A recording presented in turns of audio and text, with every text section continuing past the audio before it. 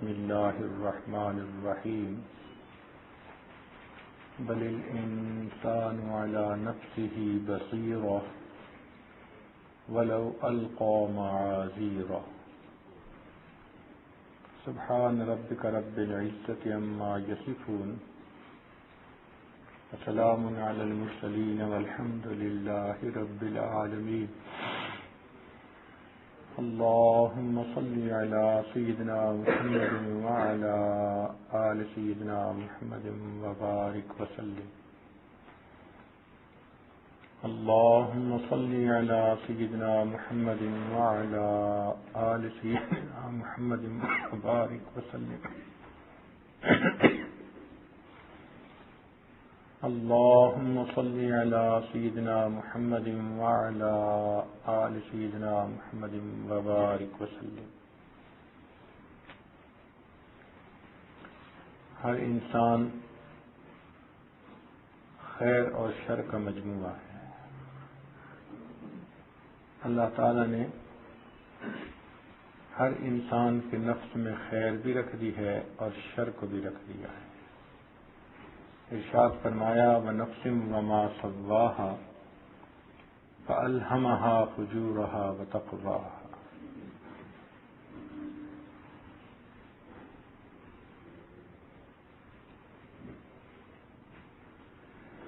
جو سراسر خیر ہوتے ہیں ان کو فرشتے کہتے ہیں،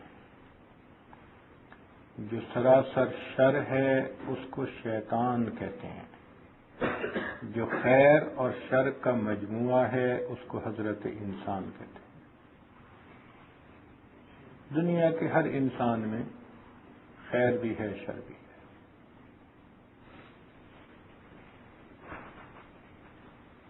اب اس خیر اور شر کا پتہ کیسے چلے؟ اس کا معاملہ اللہ تعالیٰ نے آسان کر دیا۔ انسان کے اندر ایک چیز بنائی جس کو ضمیر کہتے ہیں۔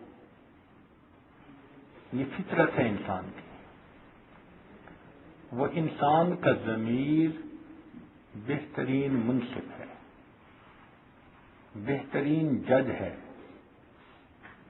اس لیے کہتے ہیں کہ جب اپنے بارے میں معلوم کرنا چاہو تو اپنے دل سے پوچھو، دل وہ گواہ ہے جو کبھی جھوٹ نہیں بولتا، ہمیشہ سچ سچ بتا دیتا ہے۔ حدیث پاک میں بھی اس کی طرف اشارہ کیا گیا، استفت قلبک، فرمایا کہ تو اپنے دل سے پوچھ، دل بتا دیتا ہے کہ انسان تو کر کیا رہا۔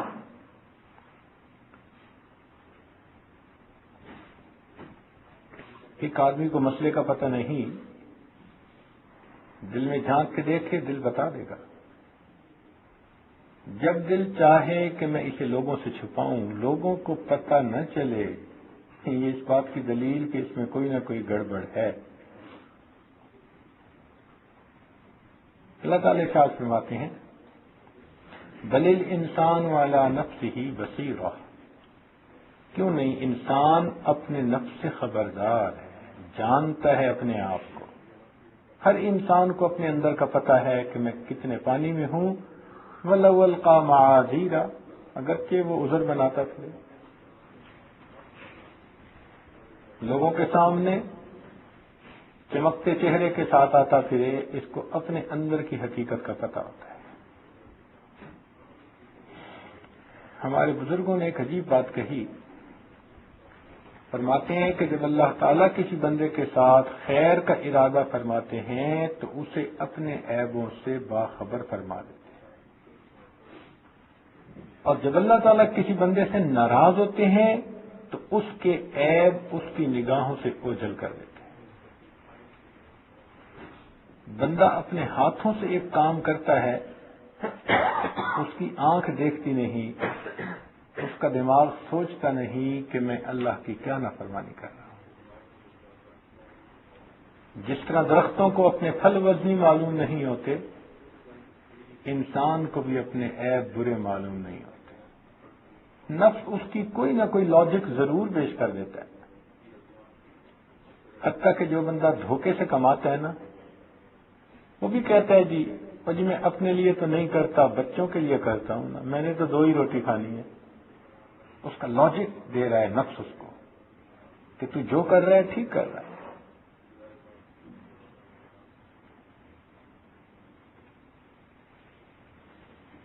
کئی مرتبہ دیکھا کہ بندہ جیتا جاگتا ہوتا ہے لیکن ایسے بہیو کرتا ہے جیسے آنکھوں پہ پٹی بندھی ہوئی ہے. خود جانتا ہے کہ میں ایک برائی میں پھنس گیا ہوں، برے کام میں لگ چکا ہوں، مگر اپنی اصلاح کی اس کے اندر توفیق نہیں ہوتی. کئی مرتبہ تو اسے پتہ بھی نہیں چلتا کہ میں کر کیا رہا ہوں. چنانچہ ایک مرتبہ ایک انجینئر صاحب تھے جن کو میں بہت قریب سے جانتا ہوں. اس کی زندگی بس عام زندگی ہے،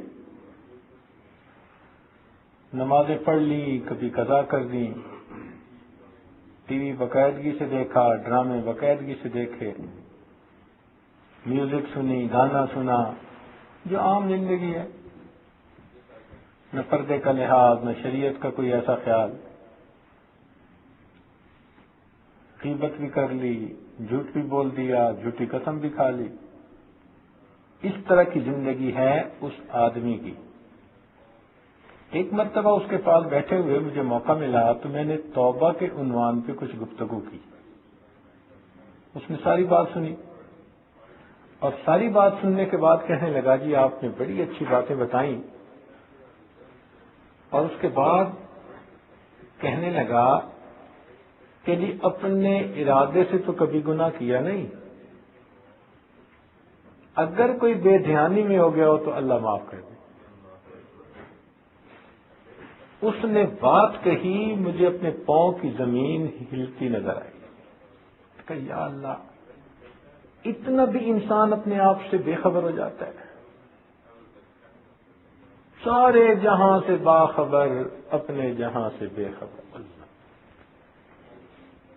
اتنا بھی یہ حال ہوتا ہے بندے کا کہ ایسی زندگی ہے کہ فرائض چھوٹ رہے ہیں، حرام کاموں کا مرتکب ہو رہا ہے بندہ، اور پھر کہتے ہیں جی ارادے سے تو کبھی گناہ کیا نہیں، بغیر ارادے کے ہو گیا ہو تو اللہ معاف کرے.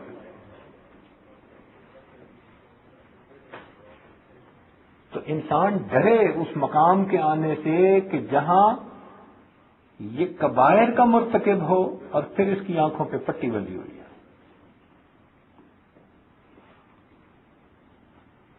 اس لیے ہمیشہ اپنے نفس پر انسان کی نظر رہے، اپنے من پہ نظر رہے.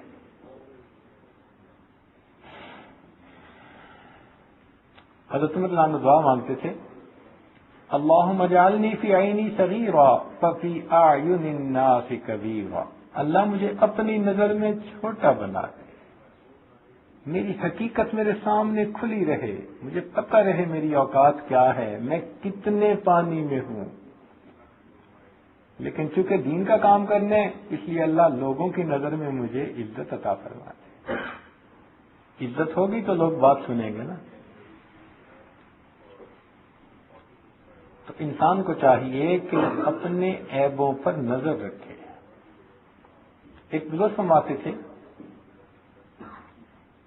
کہ خود کو ایسے ظاہر کرو جیسے ہو، خود کو ایسے ظاہر کرو جیسے ہو، ورنہ جیسے اپنے آپ کو ظاہر کرتے ہو ویسے بن جاؤ.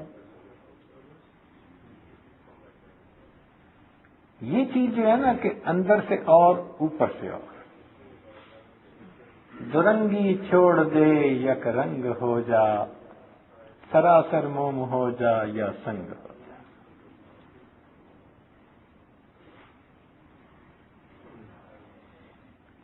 ہمارے مشائخ نے اس کا نام رکھا دید قصور.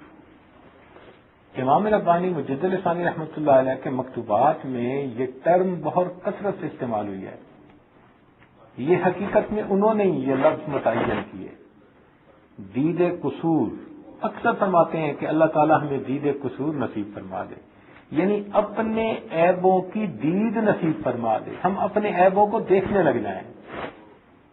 ہماری آنکھوں سے پردے ہٹ جائیں، ہمیں پتہ چل جائے اپنی اوقات کا، تو یہ دید قصور نصیب ہو جانا یہ بھی اللہ رب العزت کی بڑی مہربانی ہوتی ہے۔ مشائخ نے 5 طریقے لکھے ہیں جس سے انسان کو اپنے عیبوں کا پتہ چل سکتا ہے۔ سب سے پہلا طریقہ کسی شیخ کے ساتھ منسلک ہونا۔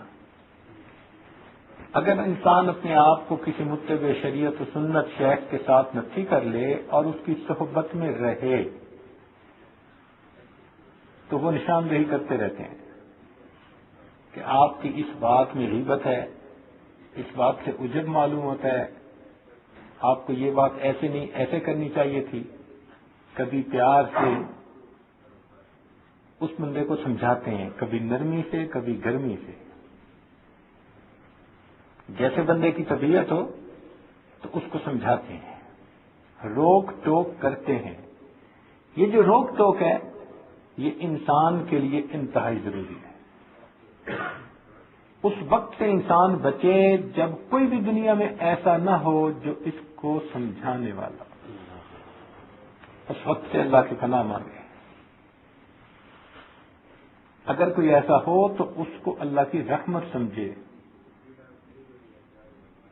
چنانچہ شیخ کامل کی نظر میں رہنا، اب کتنے لوگ ہیں بیعت تو کر لیتے ہیں مگر صحبت میں وقت نہیں گزارتے۔ مجبوریاں تو بھائی ہر ایک کی ہیں، لیکن اپنی اصلاح یہ بھی تو مجبوری ہے نا۔ یہ تو کوئی بات نہ ہوئی کہ ساری دنیا کے کاموں کو مجبوری سمجھ لیا اور اپنی اصلاح کو اپنی مجبوری نہ سمجھا۔ ایسا تو کبھی نہیں ہوگا کہ ہم کاموں سے فارغ ہو کے بیٹھ جائیں کہ جی اب دنیا کا کوئی کام ہی نہیں ہے، اچھا جی اب اپنی اصلاح کی فکر کرتے ہیں۔ ایسا کوئی وقت نہیں آئے گا، وقت تو نکالنا پڑتا ہے۔ جن کاموں کو ہم ضروری سمجھتے ہیں کیا اس کے لیے وقت نہیں نکالتے؟ آپ بتائیں میاں بیوی نکاح کر لیں لیکن ایک دوسرے کے ساتھ ان کا میل ملاپ نہ ہو تو کیا ان کی اولاد ہو سکتی ہے؟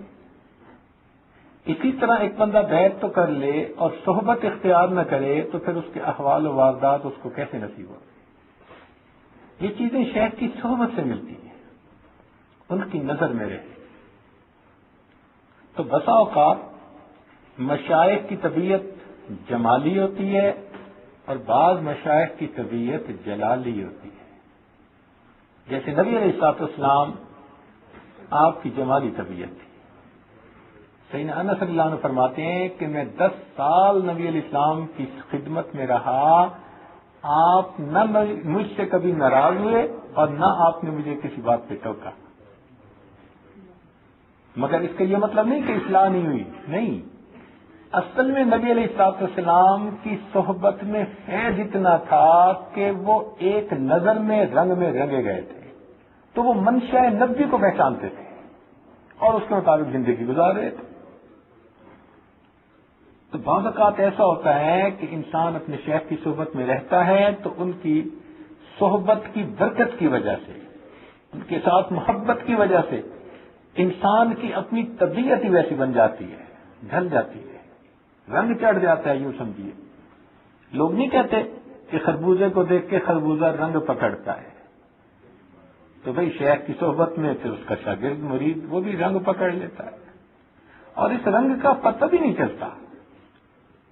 دیکھیں، کتاب و سنت رنگ ہے، کتاب و سنت رنگ ہے، علماء کرام رنگ فروش ہیں اور مشائخ عظام یہ رنگ ریز ہیں، رنگ چڑھانے والے ہیں۔ صبغۃ اللہ ومن احسن من اللہ صبغہ، یہ اللہ کا رنگ ہے۔ جیسے آپ کسی کپڑے کو رنگ کروانا ہو تو رنگریز کے پاس لے جائیں، وہ رنگ چڑھا دیتا ہے۔ ان اللہ والوں کی صحبت میں انسان جائے وہ اللہ کا رنگ دل پہ چڑھا دیتے ہیں، دنیا کے رنگ کو اتارتے ہیں اور اللہ تعالیٰ کے رنگ کو چڑھا دیتے ہیں۔ شیخ آئینہ کی مانند ہوتے ہیں۔ حدیث پاک میں آتا ہے المؤمن مرآۃ المؤمن، مومن مومن کا آئینہ ہے۔ کیا مطلب؟ کہ بسا اوقات شیخ کی صحبت میں انسان رہتا ہے تو اس کو اپنا آپ نظر آتا ہے ان میں. یہ بھی ایک عجیب بات ہے. جس کے اپنے اندر کمزوریاں ہوگی نا اس کے ذہن میں بدگمانی آتی رہیں گی، اور جس کا اپنا من صاف ہوگا اس کے دل میں محبت کا اضافہ ہوتا رہے گا. ایک ہندو دعویٰ کرتا تھا کہ مجھے کشف القلوب حاصل ہے. یہ کشف ایسی چیز ہے کہ جو بھی محنت کرے اللہ تعالیٰ اس کو دے دیتے ہیں. اس کا شریعت سے تو کوئی تعلق ہے نہیں، یہ ایک دنیا سی چیز ہے. تو جو بھی محنت کرے گا، مجاہدے کرے گا، اللہ دے دیں گے. تو یہ مسلمانوں کو بھی حاصل ہو سکتا ہے، کافر بھی حاصل کر سکتے ہیں. تو وہ کہتا تھا کہ مجھے کشف القلوب حاصل ہے. چنانچہ مرزا جان جانا رحمت اللہ علیہ کے پاس آیا. آپ نے فرمایا کہ اچھا بھائی میرے دل کو دیکھو کیا ہے. کہتے ہیں جی بالکل سیاہ نظر آتا ہے، بالکل سیاہ نظر آتا ہے. انہوں نے فرمایا کہ یہ بتاؤ کہ تمہیں یہ چیز کیسے ملی؟ کہنے لگا جی میں نے اپنے جی کے خلاف کیا، ہر کام نفس کے خلاف کیا، مجاہدہ کیا. تو آپ نے ذرا تھوڑی دیر ادھر ادھر کی باتیں کی، پھر فرمایا بھائی مسلمان کیوں نہیں ہو جاتے؟ وہ آگے سے کہہ بیٹھا میرا جی نہیں چاہتا. آپ نے فرمایا کہ اس میں بھی تو جی کے خلاف کرو نا، اس میں بھی تو جی کے خلاف کرو نا. اصل میں پیچھے سے توجہ تھی. ایسا اس کا دل بدلا کہ اس نے کلمہ پڑھ لیا. جب اس نے کلمہ پڑھ لیا تو حضرت نے فرمایا بھائی اب میرے دل کی طرف دیکھو. اب دیکھا تو کہنے لگا حضرت اتنا نور کہ میں بتا نہیں سکتا. حضرت نے فرمایا کہ سنو، میرا دل آئینے کی مانند ہے، اور اس آئینے میں تمہیں اپنی ہی تصویر نظر آئی. جب پہلے کفر پر تھے تو تمہیں اس میں سیاہی نظر آئی، اب تم نے کلمہ پڑھ لیا، تمہیں اس میں ایمان کا نور نظر آ رہا ہے. تو شیخ کی صحبت میں انسان رہے تو پھر اس کی تربیت ہوتی ہے، اور مقصود بھی یہی ہوتا ہے. اس لیے جس سالک پر شیخ کی زیادہ نظر ہوتی ہے اس پر زیادہ روک ٹوک کرتے ہیں. وہ جس بندے پہ روک ٹوک ہو وہ اللہ کا شکر ادا کرے. آج تو حالت ایسی بن گئی کہ نازنین بن کے رہتے ہیں. ویسے ہی حضرت آپ بس مجھ سے ناراض ہیں. بھائی دماغ خراب ہے کہ ناراض ہوں گے بغیر وجہ کے؟ وہ تو پاگل آدمی ہوتا ہے جو بغیر وجہ کے ناراض ہو کسی سے.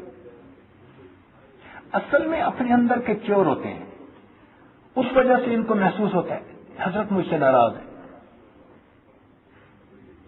اپنی تصویر نظر آ رہی ہوتی ہے. مشائخ اس طرح ناراض ہونے والے نہیں ہوتے. نبی علیہ الصلوۃ والسلام کی مبارک سنتوں والی ان کی زندگی ہوتی ہے. جب تک کوئی مجبور نہ کر دے کہ آپ مجھ سے ناراض ہوں، وہ ناراض نہیں ہوتے. ہاں روک ٹوک یہ وہ کرتے ہیں تو اصلاح کے لیے کرتے ہیں.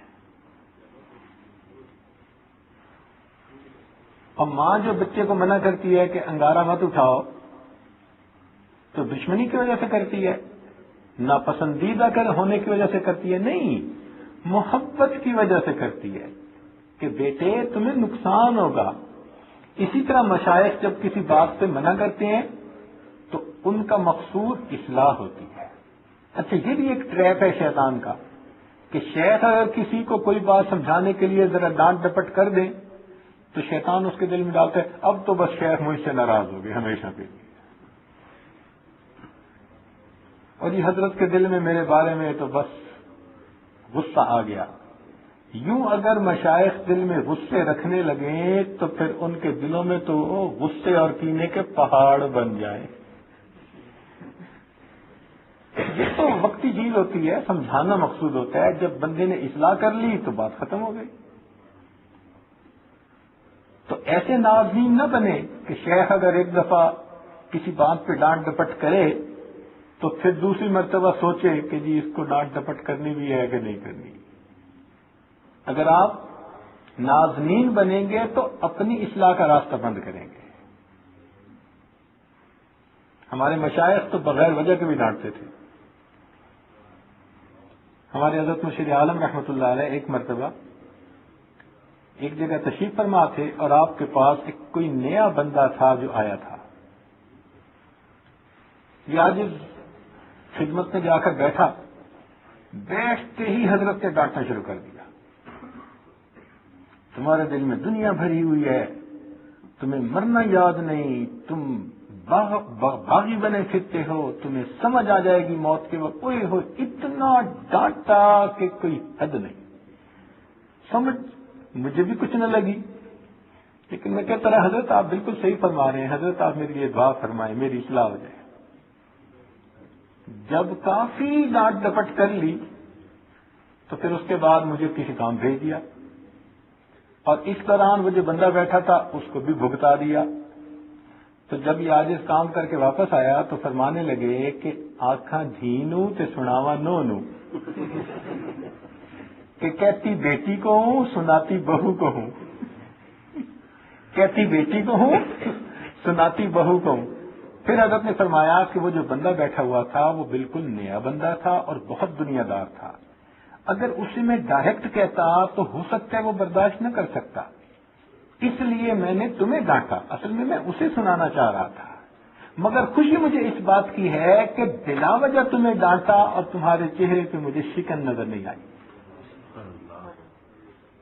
تو ہمارے مشائخ ایسا بھی کرتے تھے، دیکھتے تھے کہ بھئی نفس بھڑکتا ہے یا نہیں بھڑکتا. تو بھائی جو اصلاح کا طلبگار ہوتا ہے وہ تو خوش ہوتا ہے کہ میرے شیخ کی مجھ پر نظر ہے، اور مقصود بھی اصلاح ہوتی ہے.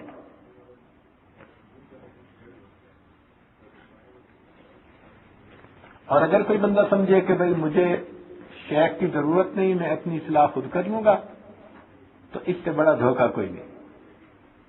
ہر آنکارے کے بے استاد باشد، یقین دانی کے بے بنیاد باشد. ہر وہ بندہ جو بے استاد ہوتا ہے یقین کر لو کہ وہ بے بنیاد ہوتا ہے. انسان دھوکہ کھا جاتا ہے. چنانچہ ایک آدمی تھا، ذرا ضدی سی طبیعت کا، بات جلدی مانتا نہیں تھا.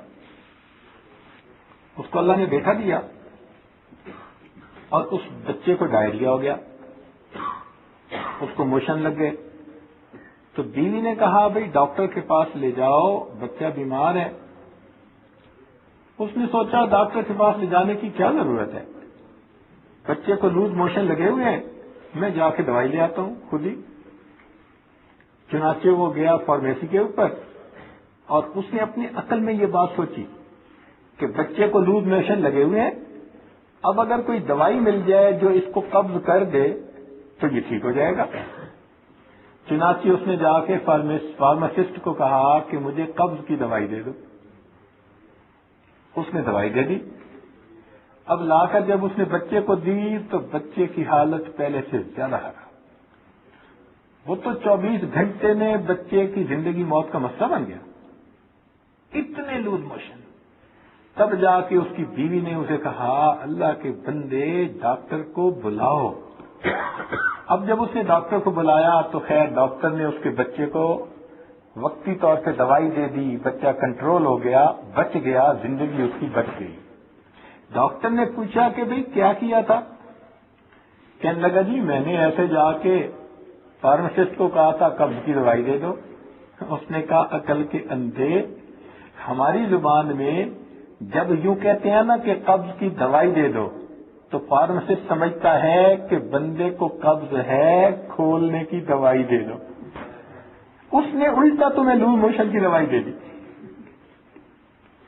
بالکل یہی مثال ہے بندے کی کہ جو اپنی اصلاح خود کرنا چاہتا ہے کہ پہلے لوز موشن لگے ہوں گے گناہوں کے، اور اوپر سے جو علاج تجویز کرے گا وہ الٹا اور لوز موشن لگا دے. اس لیے استاد کی ضرورت ہوتی ہے. آپ نے نہیں دیکھا ڈاکٹر خود بیمار ہو جاتے ہیں تو خود دوائی نہیں لیتے، اپنی تشخیص دوسرے ڈاکٹر سے کرواتے ہیں. ان کو پتا ہوتا ہے کہ ہماری رائے ہمارے بارے میں اتنی کامل نہیں ہوگی، دوسرا بندہ انڈیپینڈنٹ اوپینین ہو، جس کی تھرڈ پرسن جس کی اوپینین ہو. تو اس لیے بندے کو بھی استاد چاہیے ہوتا ہے. تو اپنے عیبوں کی اصلاح کے لیے سب سے پہلا طریقہ کہ اپنے آپ کو شیخ کے حوالے کر دیں. اس راستے پر تو شیطان بہت ہی زیادہ انسان کو دھوکہ دیتا ہے جو روحانیت کا راستہ. چنانچہ باعزید بستامی رحمۃ اللہ علیہ کا ایک مرید تھا، اس نے خواب میں جنت کو دیکھنا شروع کر دیا. ہر دوسرے دن چوتھے دن اسے جنت کے منظر نظر آتے، جنت کے منظر نظر آتے. اب اس نے لوگوں کو بھی بتانا شروع کر دیا. یہ بھی عجیب بات ہے کہ لوگ یہ نہیں دیکھتے کہ ہم ظاہر میں کن گناہوں کے مرتکب ہو رہے ہیں، ایک کوئی اچھا سا خواب دیکھ کے اپنے معتقد بن جاتے ہیں. میں بڑے اچھے اچھے خواب دیکھتا ہوں. کوئی خواب میں اگر کوئی دیکھ لے کہ میں بادشاہ بن گیا تو وہ بن جاتا ہے. تو خواب دیکھنے سے کیا ہوتا ہے؟ تو وہ جنت دیکھتا تو لوگوں میں بتاتا کہ میں تو جی بڑا درجے کو پہنچ گیا ہوں، جنت کو دیکھتا ہوں.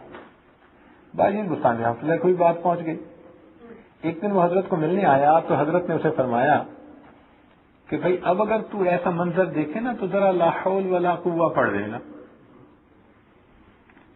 اب اس کو اس بات پہ بڑا غصہ آیا اور اس نے اپنے دل میں یوں سوچا کہ میرے شیخ مجھ سے جیلس ہو گئے ہیں کہ میں اتنے درجے کو پہنچ گیا، جنت کو دیکھتا ہوں تو شیخ نے مجھے یہ کہہ دیا. خیر اللہ تعالیٰ کی شان دیکھیں کہ پھر اگلے دن جب اس کو خواب میں یہی منظر نظر آیا تو شیخ کی دعائیں تھیں، ان کی توجہ تھی. خواب ہی میں اسے خیال آیا کہ میرے شیخ نے تو مجھے یہ کہا تھا. چنانچہ جب اس نے جیسے ہی لا حول پڑھا وہ سارا کا سارا منظر ایک دم ختم ہو گیا. تو پتہ چلا کہ شیطان اس کو خواب میں ایسے منظر دکھا کر خود پسندی کا مریض بنا رہا تھا اور اس کو نیچے گرانے کی کوشش کر رہا تھا. مگر شیخ نے بر وقت تشخیص کر لی، ڈائگنوز کر لیا اور اس کو سمجھا دیا، جس کی وجہ سے وہ شیطان کے ہتھکنڈے سے بچ گیا.